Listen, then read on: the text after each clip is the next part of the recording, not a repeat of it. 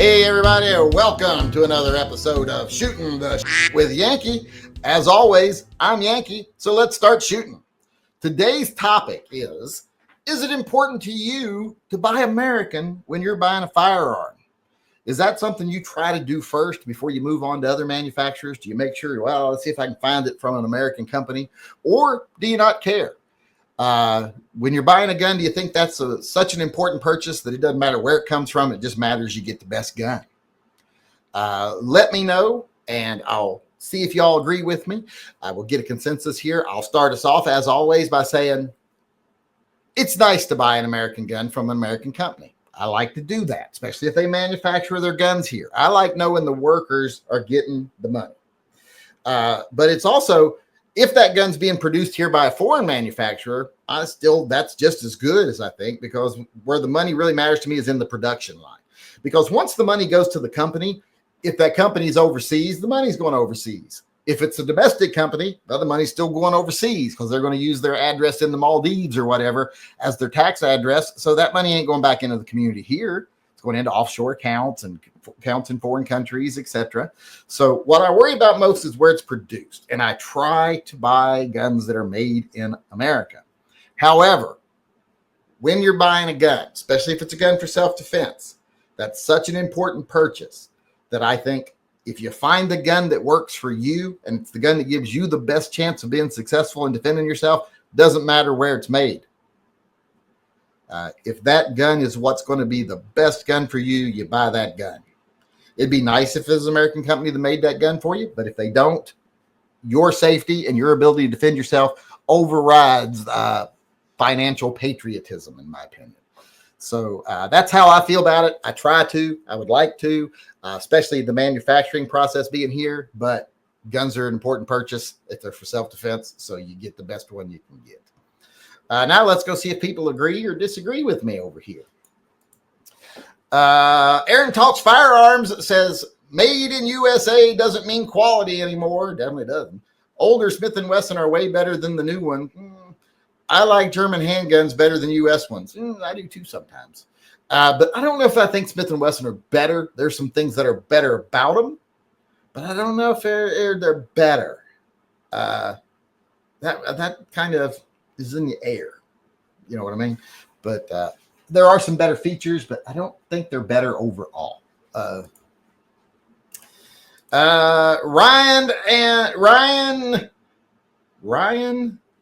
Donroth. I don't know that name at all.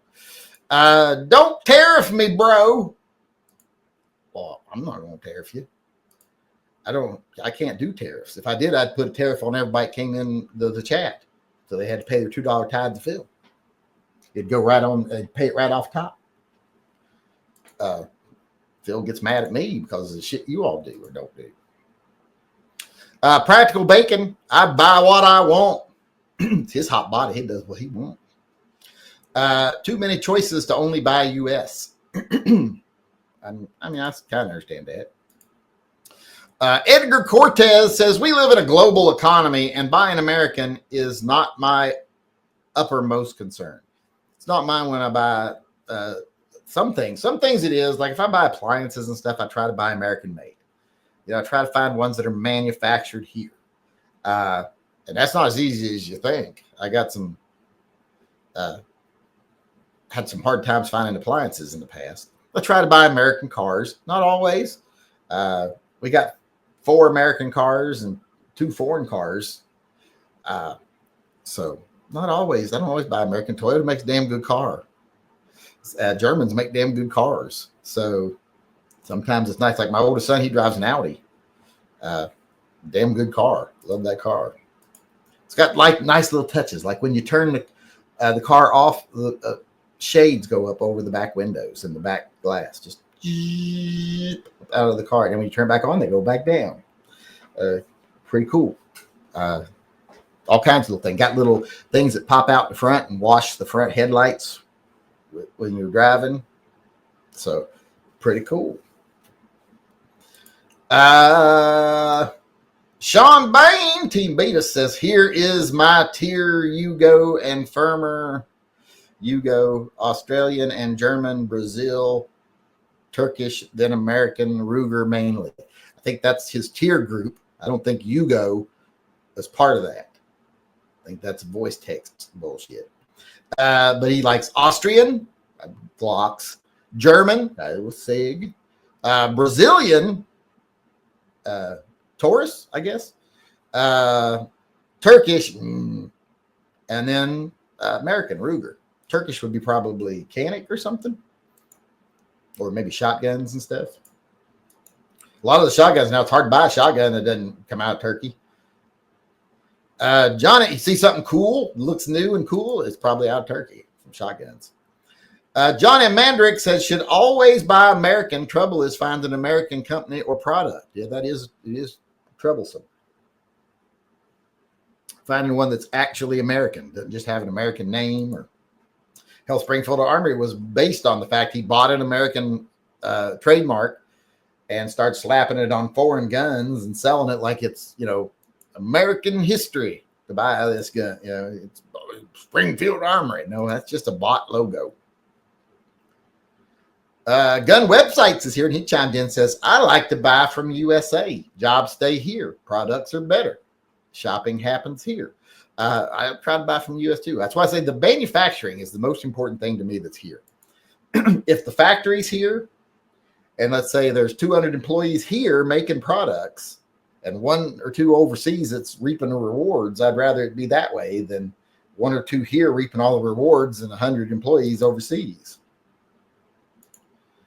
Heavy J says, love Ruger, buy imports on the secondary market. Well, yeah, once they're already here and you're not paying directly to the company no more.